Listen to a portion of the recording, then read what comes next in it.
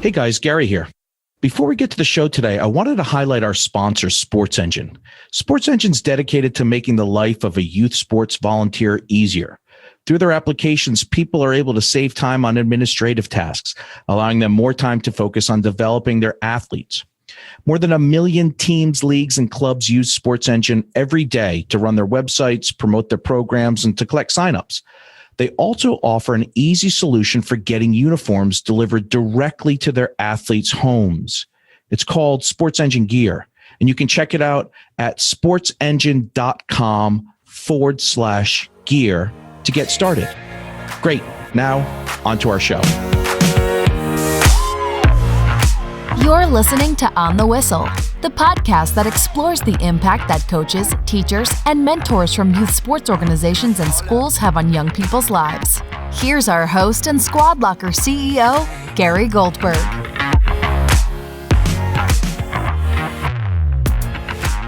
Welcome again to another episode of On the Whistle. Today we're going to take a little trip down to the Mid-Atlantic. We're going to go down to Washington, D.C. in the Maryland area and talk to a gentleman by the name of Michael Worden. Did I pronounce that, Mike, correctly? That worked. Yep. Okay, good. Mike founded an organization called PPA, Player Progression Academy, which has become, if not the largest, one of the largest youth sports organizations in the greater D.C., Maryland area. Their mission is to be the most impactful and respected youth sports academy in their community. And if they haven't already gotten there, they're off to a tremendous start. Mike grew up in that area, had a pretty decorated high school career as a soccer player, won the first division title at his high school in 30 years as a senior captain. From there, he went to the American University, and again had a really decorated career as a performing soccer player, varsity soccer player, and throughout both high school and college had very high honor roll and academic achievement. So here's a guy who's firing on all cylinders. So Mike, welcome to the show, and thanks for giving us some of your time. Thanks for having me on, Gary. Yeah, it's a pleasure. So just peeling back a little bit, I'd love to know, like, where did you find the love of soccer, and how'd you get good at it? At what age? Well, let's see here. I grew up in Tacoma Park, a suburb outside of D.C. And in my neighborhood, we had a group of kids that were from Central America. And that's where I learned how to play soccer, really. That was when I was about 5 or 6, I got into playing soccer in my neighbor's front yard. And we would just play small pickup games, and we had a nice little gang of kids. And that's kind of where I had the seed planted of, sports. We played soccer, we played basketball, we played capture the flag. And it was a nice, diverse group. I was probably on the younger end of things, which looking back was probably a good thing for me. But yeah, I would say that's where things got started.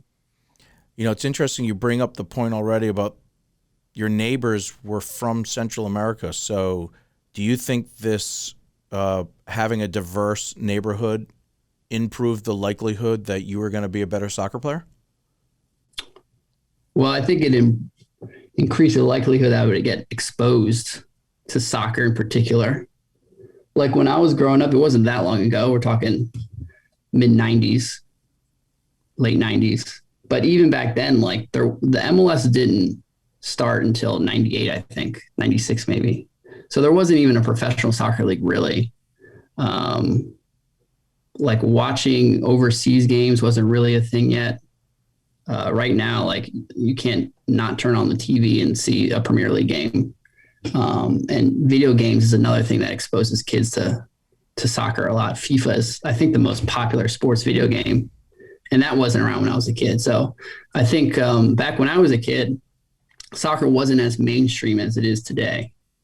But obviously down in Central and South America, that's a core part of those cultures. So I think having those kids that, grew up playing soccer, they kind of were the ones that exposed me to that sport. Yeah, it's interesting.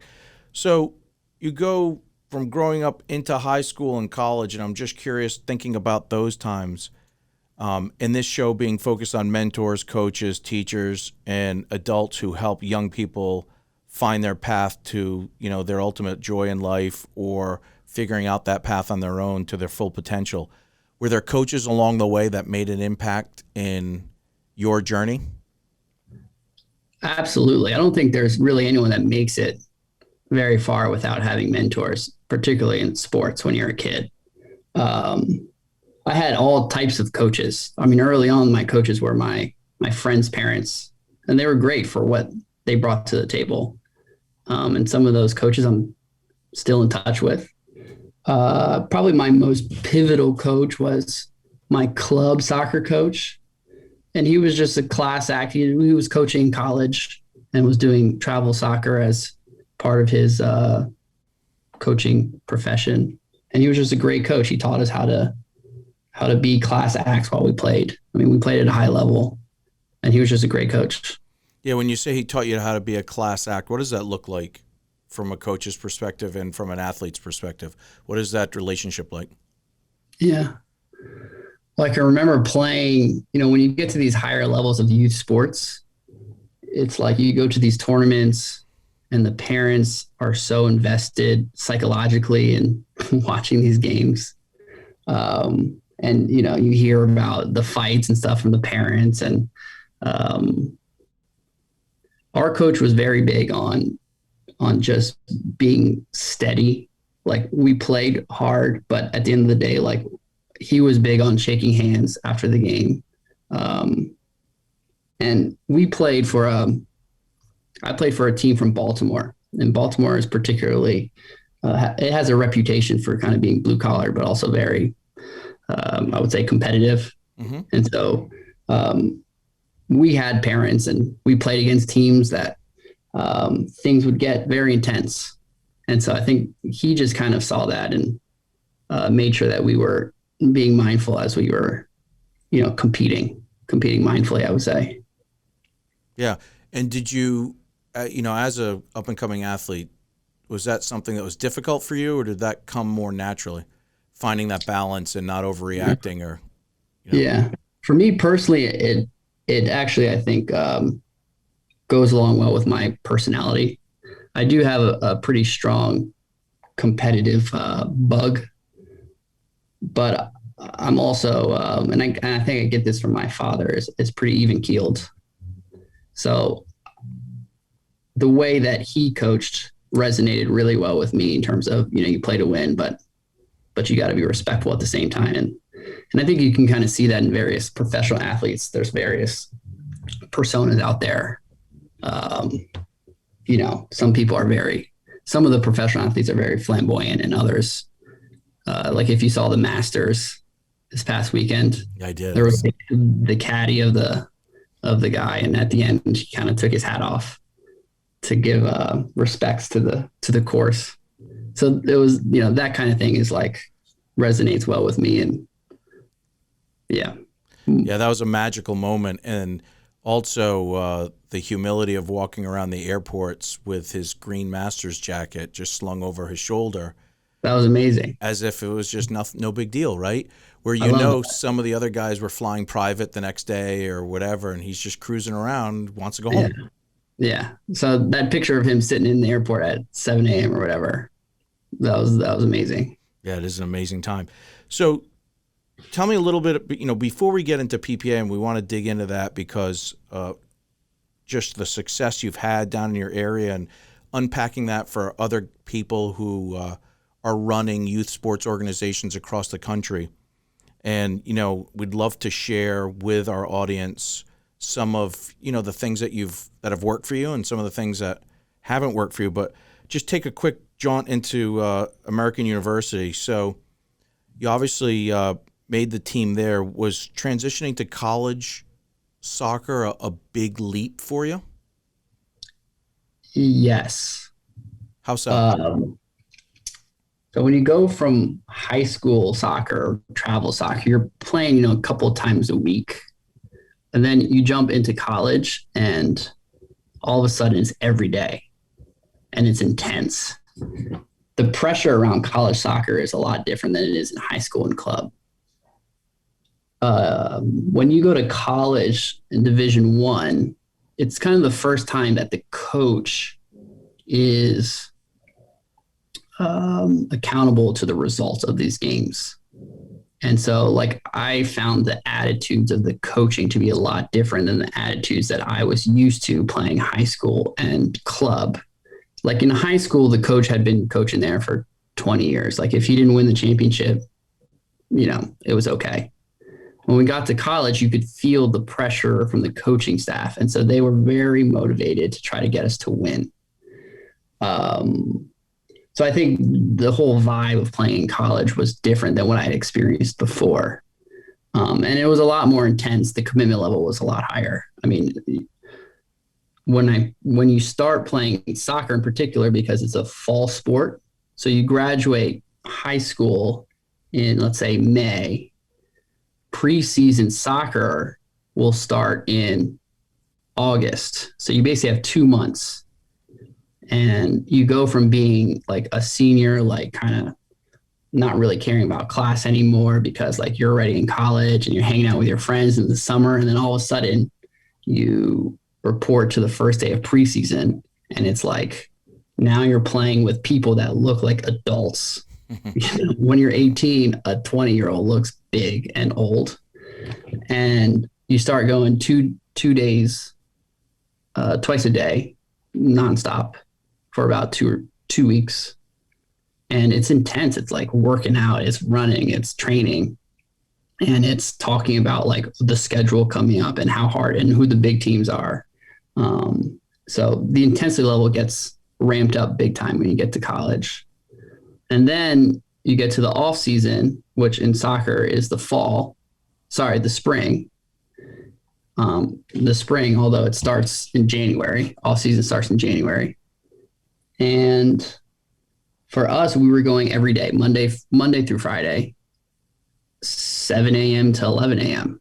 So you got to do that and then go to class after that. Yeah, it's a big burden. 7 a.m. Yeah, 7 a.m. to 11 a.m. looks like the first hour you're either meeting on the track or you're meeting in the workout room, lifting or some combination of that. And then you go and train. And then you get breakfast and then you try to go to class. So the commitment level was much higher once you get to college. At least it was for me. Our Cracker Jack research team found a gem, an absolute internet gem. Max, bring that up, would you? Just sharing something here with you. Oh, man. This is scaring me. Yeah, you should be scared. Let's just go ahead and play that. Double overtime. Someone was able to slip me through, and I tucked it away, and it was pretty special. He gets it up to Worden. Worden all by himself. Shoots. That's a big goal by Mike Worden. American University wins the game. That was a big game. So, when you see a video like that, what do you, looking back, what goes through your head? Do you look at that fondly, like it's a cool thing and you treasure it? Absolutely. I mean, treasure it was that. Hard, but I loved it. I mean, yeah, playing in college is awesome. It's a different experience than I think a normal, a lot of my friends went to college and didn't play sports because half your life is dedicated to this thing of training and playing games. But, when you're in it, it's tough. It's like doing a marathon, right? When you're in it, you're like, oh my God, what am I doing this for? And then when you're done, you're like, that was the best time I ever had. Right. That's the payoff. So you graduated in, I think 2011, if I remember correctly, and or a little bit before that. And I read somewhere or saw in one of your videos, I think I saw it in one of your videos, that in 2011, the economy was difficult. We're coming out of a recession, and finding that easy choice, layup employment opportunity just didn't fall into your lap. Yeah. And so as a result, you're like, well, what can I do? What can we do? You ask your friends, like, what are we good at? And obviously you went back to what you're comfortable with, which is playing soccer. And you're like, hey, I can just be a good coach. I know enough about coaching. I can help accelerate some of these young people who want to be better players. And you effectively start at the beginning PPA. And so, tell us about the beginning of that. And also, like, I think the interesting thing in that TED Talk that's out there, and if you guys are interested in it, I think it's I have to find the title of the TED Talk, but it's out there. If you We'll link out to it. Yeah, we'll link out. Thank you, Max, for jumping in and assisting our audience that way. But the cool thing was how little resources you had. Right? You started PPA, 5 guys in a 2-bedroom apartment. Your office was your futon, which was where you guys hung out. Mm-hmm. So tell us a little bit about the spark that started it. Yeah. I would say the way you describe that is pretty accurate, but not exactly accurate. When I graduated, it was 2011, and we were 3 years off of the financial bust. So it was a difficult time for graduating from college, at least in terms of job prospects. So at that moment, it wasn't necessarily like, okay, I don't have a job, so I'm going to go coach soccer. My initial thinking was, all right, I'm going to go to school. I'm going to continue going to school. If the economy's not good now, and my plan was to do law school. And so what I decided after I graduated was, well, let me take a year off. I'll take a year to kind of hang out with my buddies, study the LSATs, and then I'll take and travel. And then I'll take the LSATs the following year. And then, so I'll have a year off, then go to law school. Then it'll be 3 years. And then by then the economy will be better. And I'll have my law degree and I'll be ready to go. So then over that summer, after I graduated and I had this plan, I said, well, I'll keep coaching as a thing. This is a fun thing that I started doing while I was in college. And some of my other buddies were also doing it. So we kind of were all doing it together. So I think the reason why that might be important to this story is I didn't set about building a company. And so, when you reference, like, I didn't have a lot of resources early on, that's true. But at the same time, I wasn't necessarily putting together a master plan of creating a big organization. At that point, my plan was like, okay, well, I'm making a couple bucks coaching some teams. How can I make a little bit more? Well, if I do some private training on the side, I can make a little bit more money. And then it kind of snowballed into, well, I'm doing some private training sessions. My friends are doing some. I got a plan. I got a trip that I've planned. Like, can my buddy cover my session while I'm gone? And then, once we started figuring out that if we kind of work together here, we could do a lot better.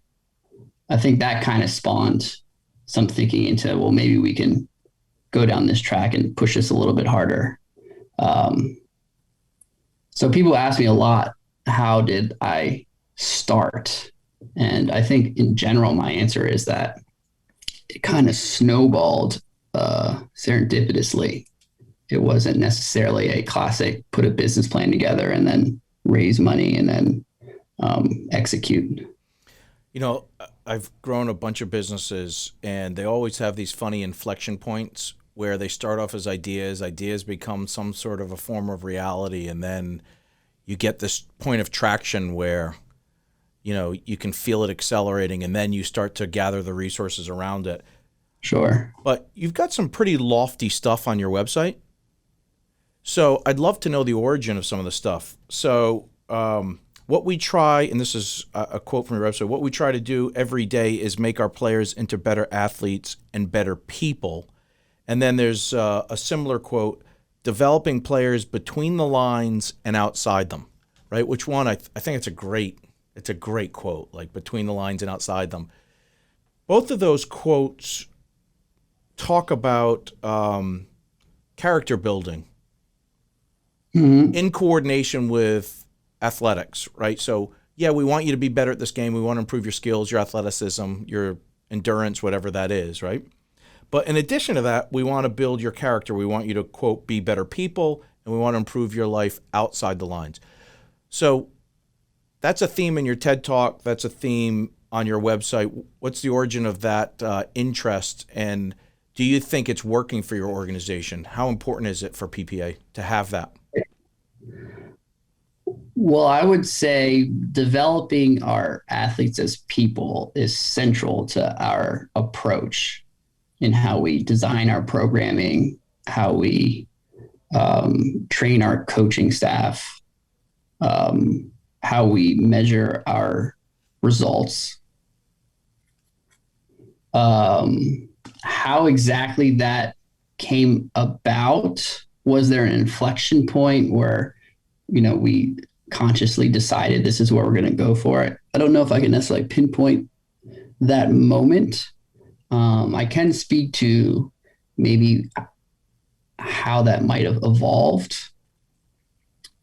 When we started to really build up, we started by targeting these groups of players that weren't quite at the level of, maybe they weren't ready for travel sports yet, but they wanted something a little bit more than playing traditional rec programs where there was a parent who kind of tossed the ball out and said, go play.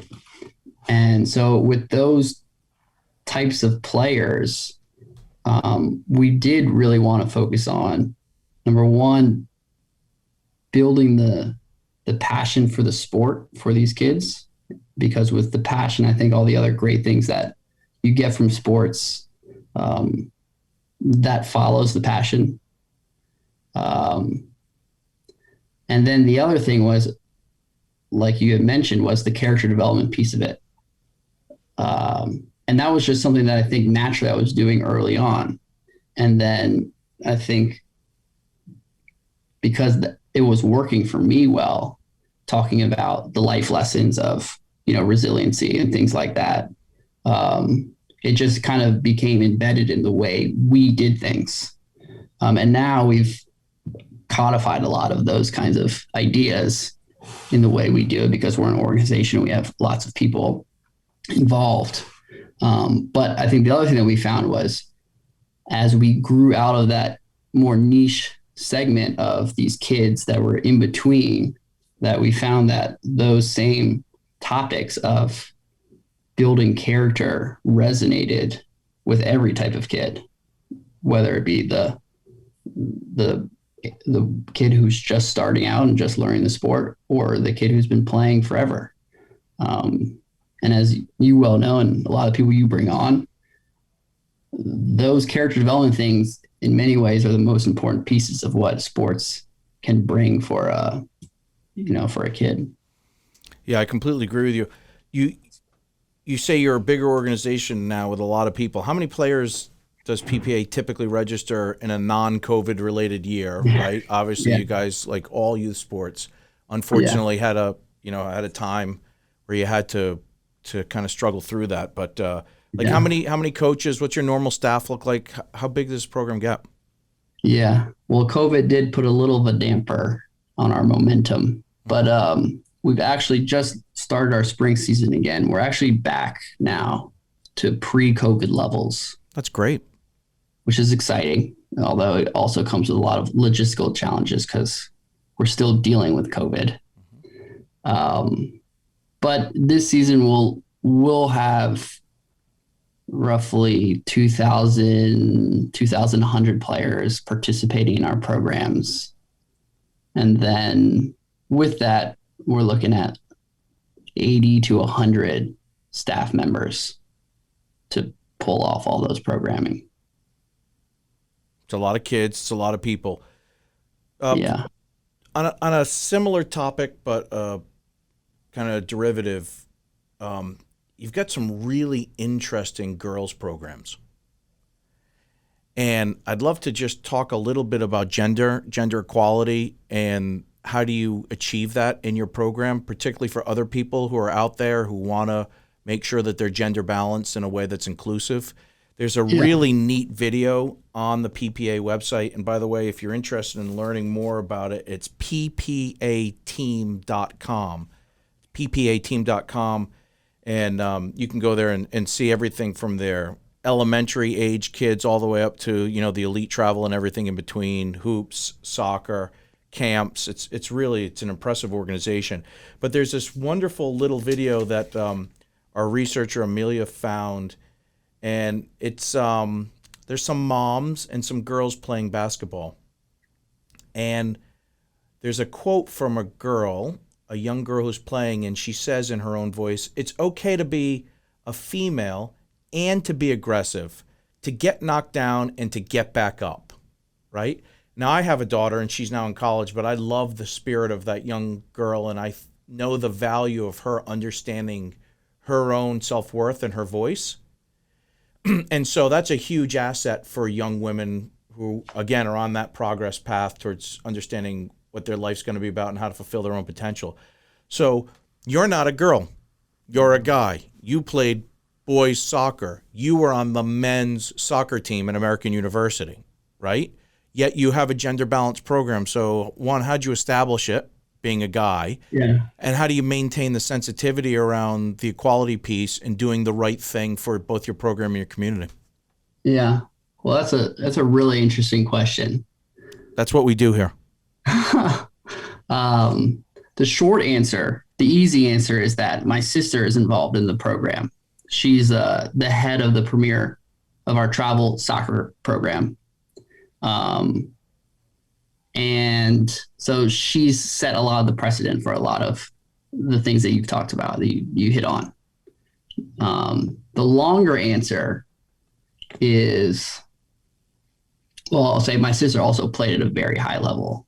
She made it all the way to the pro teams, to whatever the league was called at that point. I think the acronym has changed since, and then she tore ACL, and that was my opportunity to recruit her to start girls programming for us. That's funny. So I guess just to capsulate it though, so having a strong leader is part of the equation, right? So that's part of the answer to the equation. Have a strong leader who believes in that. It benefits that her gender is female so that she can do that work. Right. And I think her being exposed to high level women's sports allowed her to recognize that, like, the same things that resonate with competitive boys resonate with competitive girls.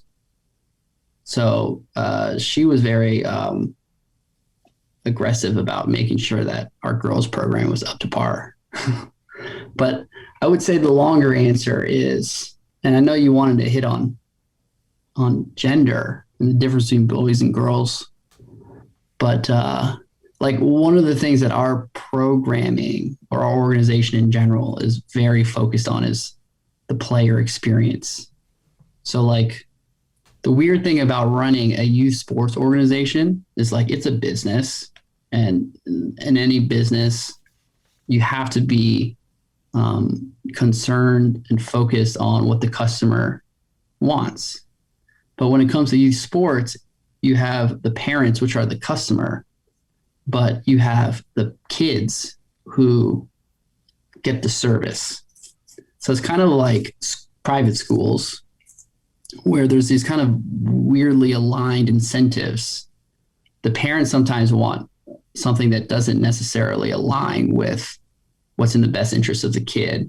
So, like, I brought up the private school thing. This might be a good example of, like, private schools are funky because parents can spend a lot of money sending their kids to private schools with the expectation that, well, if I'm paying this premium, I expect some results, whether it be my kid go to college or what have you.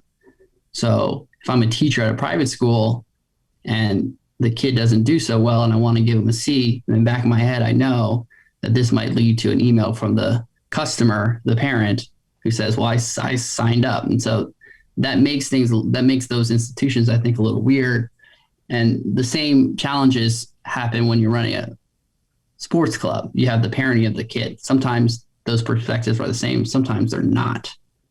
So as a club, what we've done is we've decided that our number one priority is the player experience. Like for me, I'd be more proud of our club if every player loved playing for PPA over every parent loved signing their kid up for PPA. For me, the player experience was more important.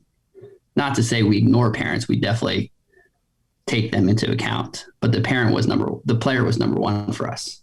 So when you start diving deeper into what makes a great player experience, it can get complicated. Like there are nuances to player experiences.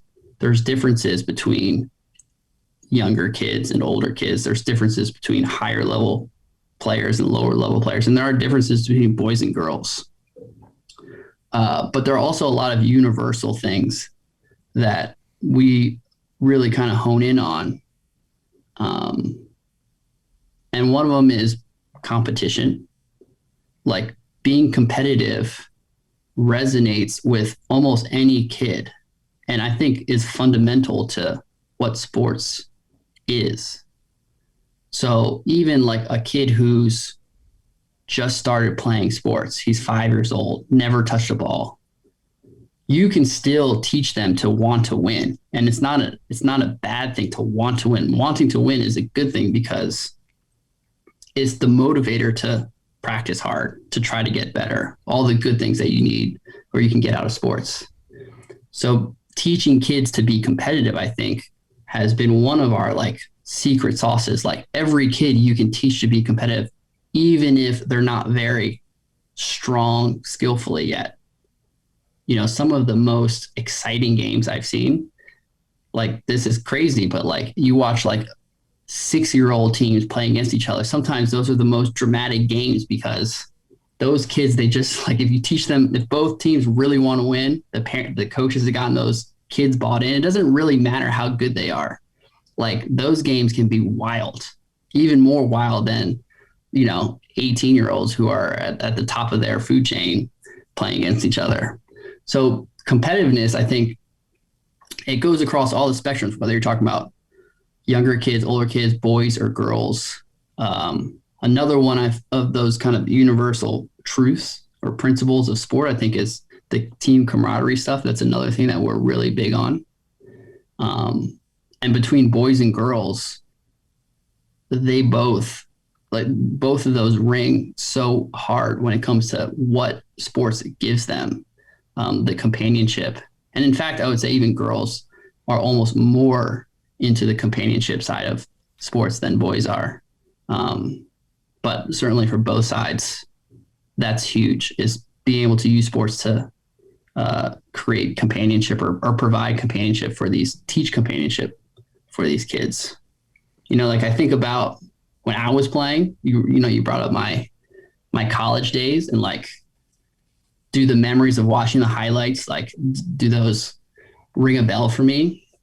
They do, but if I'm just spending time by myself thinking about my college career as an athlete, like the first memories I have are the days I had in the locker room with my teammates. Like the things I did with my teammates are the things that I remember most.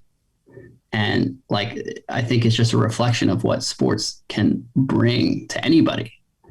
So just to kind of bring this full circle, like how did we build our girls program? Like we focused on the universal principles of sport and tried to make them, like, it didn't matter what age, what level, what gender. We stuck to, like, we want them to learn to want to win. We want them to be competitive because those are the things that you need to teach them to want to get better, to teach them to try hard, those kinds of things. Team camaraderie was a big thing that we push across every program because companionship is so valuable when it comes to sports. And I think that's a big reason why, like, a lot of our programming has worked, because like some of the, I would say, more old fashioned clubs, like, are maybe a little bit more remiss to like pushing competitiveness to girls or pushing even competitiveness to lower level players. Interesting. Yeah.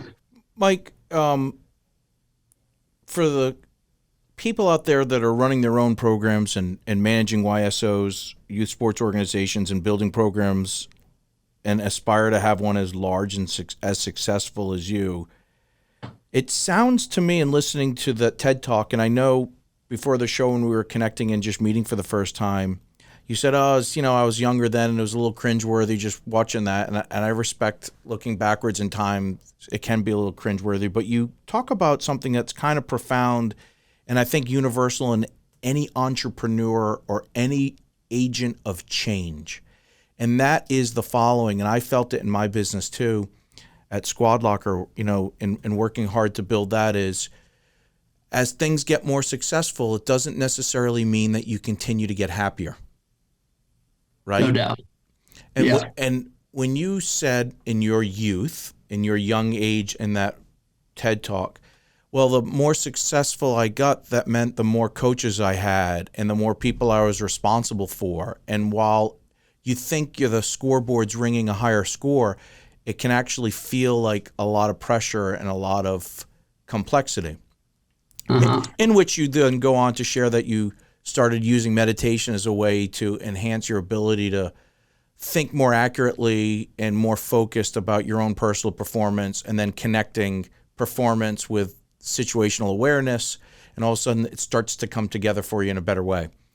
But yeah, I mean, I tell you, just from a personal sharing perspective, that piece really resonated with me, and I think you're years ahead of where you may.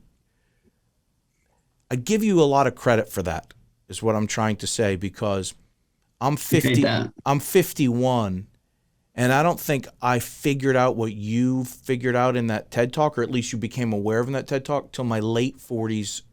In literally my late 40s, and now my kids are in high school, they're headed off to college, and that's when I started to realize, well, if you just let go a little and trust things a little bit, little more, and stay laser focused on what it is you believe in and what you think you're working on, some of that anxiety and some of that pressure can fall away, right? No doubt. Yeah, I mean, when I look back on that, it is true that, in some ways I kind of have to remind myself of the things that I was preaching. I mean, I still do meditation a lot, and it does continue to help me. I think another thing that maybe now looking back was, as things changed pretty quickly for me, the skill set that I had developed to get me to where I was when I was giving that TED Talk was not the same skill sets that necessarily I needed to deal with that level of where I was at. So yeah, meditation is helpful to kind of deal with a growing enterprise, but also improving your management skills is another area that also helped. Huge capabilities. And has been helping. Yeah. Learning how to delegate and manage and create clear expectations and clear lines of communication in any organization helps it grow. Yeah. And decentralize. So, like I said, when I started, it was like about doing more sessions. And my first 3 or 4 years, I became a really good coach. And that's probably one of my strongest suits. But when you're dealing with an organization with multiple people, being a good youth coach, it actually is a little bit relevant, but there's definitely things that I had a lot of learning to do, and I still do. I mean, every time things change, you got to learn. Talk about some of the other pain points that people who are also building their youth sports organization that you went through, even from like a technology standpoint. I mean, how did you transition, like going from signing up 10 kids to signing up 2,000 kids, and like some of those real interesting growth plateaus? How did you manage those? Yeah. I mean, technology, the technology landscape has changed a lot since even when I started, because now there are these platforms that you can subscribe to deal with a lot of logistical things. Registration used to be a big hassle. I mean, one of the reasons why youth sports in general has grown in the last 20 years the way it has is logistically, like, you can do things online now. Like when I was growing up, like sign up for rec, like you mail in your registration form. So now everything is obviously on the computer. So when I was starting, there wasn't really great technology to manage registrations and payments. And we kind of pieced together like Google Docs and PayPal reports and things like that to kind of run operations. But now there's tons of things to deal with those challenges. We actually, because they weren't available when I started, we actually started building out our own platforms, which has been really helpful. Not only in the fact that we have our own kind of registration system, which gives us some advantages because we can tailor that registration to what we actually need, but also gave me a lot of experience dealing with IT people and coding. And that's a world that like you pretty much have to be involved with if you're planning on building a business from this day on. Another good example is you guys. We started working with Squad Locker. Like you guys do a platform that used to require like dealing with brick and mortar retailers, and there was a lot of pain points dealing with brick and mortar retailers. And now Squad Locker comes in and it just cleans up a lot of the logistical challenges of ordering a lot of jerseys. And jerseys are really important to running good programs. It's key to like our marketing. So I think the landscape has evolved a lot since when I started. Like even when I started, phones weren't as just like so standard as they are now. Like if you're going to run registration, you got to be able to have the schedule on someone's phone. And like, that wasn't the case when I started. So I think the best thing I could say is like, it's going to continue to change. I mean, I think you just got to be on top of it. Like the solutions are out there. The technology solutions are out there, but I think being able to adapt and just being current with the times is really important these days because technology changes so fast. Mike, a couple topics that I want to cover before we wrap up. One is, and this is kind of an open-ended question, but what do you hope for PPA? I mean, you're at 2,000 players. You're at over 100 in staff. You got boys and girls soccer and hoop. Is this something that you want to go national with? Do you want 50,000 kids for PPA? Or are you going to have to meditate 8 hours a day if you get to that point? I would say our focus right now is to really build as high a quality a club as we can in our region. Like you noted that our mission is to be the most respected, impactful club in the community. And one of the things I learned about running the sports, doing this youth sports thing in our area is that there are these economies of scale and you can actually build quality as you get bigger because of a lot of the network effects of like, if your friends are playing, then the game is more fun. Like if I have a lot more teams that compete against each other, I can create more parity, which makes the games more competitive, which makes the games more fun. So as you get bigger in some ways, quality tends to get better. But as you get bigger, the logistics gets more challenging. And so kind of managing growth while also keeping up with the logistical challenges is where we're focusing right now. We haven't quite reached, I think, our limit of like, we still don't have a full scale like high school program. We have a few teams, but not enough to really make, I think, the programs as good as they could be.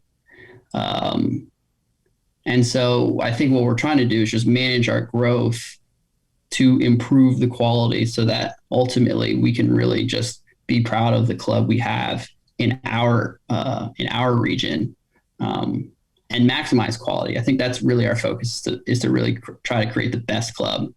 I think we're going to need to continue to grow, but at this point, that's where all of our eyes are set. We're not really looking to franchise or go outside DC until we've kind of mission accomplished in DC. I know you said to me earlier that you had listened to a few of our other episodes, so you know my outro question that I ask all my guests. You probably already thought about your answer, but I'm going to give it to you anyway. You've played in a lot of games, you've coached a lot of games, and now you run one of the largest programs in your area. What do you think you've gained more from, the wins or the losses, Mike? Well, I'll tell you, I've listened to some of your episodes, but I haven't gotten to the end. Well, there you go. That's a surprise question. I've listened to different ones. Shoot me the question one more time. Yeah, so having played in a lot of games and coached a lot of games, what did you gain more from, the wins or the losses? Well, does anyone say wins? Yeah. Really? Coach Jamie Rice, Babson D3 hockey coach, one of the most winning hockey coaches in Division III, and just during COVID went undefeated, but didn't get to a national championship because of the COVID, complexity. Said absolutely the wins, undoubtedly the wins. And he said to me, and by the way, it's 90-10, 90 losses, 10 wins. But he's so fixated in this thing because like, Gary, you need to have them. Right? Yeah. He said, when you don't have them, you just need them. Back to your pressure about being in college and wanting to win. Yeah. Right? So they fuel him. Yeah. Yeah. I feel like the right answer, if I was taking a coaching course, the right answer is losses. Mm-hmm. But, you're going to ask me honestly. Well, that's what we're looking for. We're looking for the truth. The candid answer is, I think both. I mean, honestly, I can't say one or the other. You learn different things from wins and you learn different things from losses. I agree with the sentiment. Like, if you learn the most from losses, well, then your goal should be to always lose. And obviously that's not the goal. Winning is definitely part of the equation. You learn from winning because, if you're successful, well, then you know what went into being successful. So then you can try to repeat that. But similarly, when you lose, you learn. When you lose, I think it's easier to say, well, I learned something. So that's kind of my half cup is half full approach. But yeah, I think any situation you can learn. Wins and losses, they just give you different lessons. Yeah, I like that.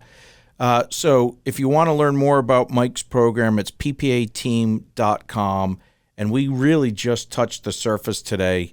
But Mike, I really appreciate you investing your time in the show and the work that you're doing down in the community. I know the community should be grateful for, what you're giving the kids and the parents, and your focus on quality and competition is it's obviously a winning program because, you haven't shrunk, you're growing and you're going further. So hats off to you, and it's great to be with you today. Thanks, Gary. It's a good time. Yeah, good time by all. On the Whistle is powered by Squad Locker. Squad Locker is your one-stop shop for customized team apparel, delivered right to your front door. To learn more, visit squadlocker.com.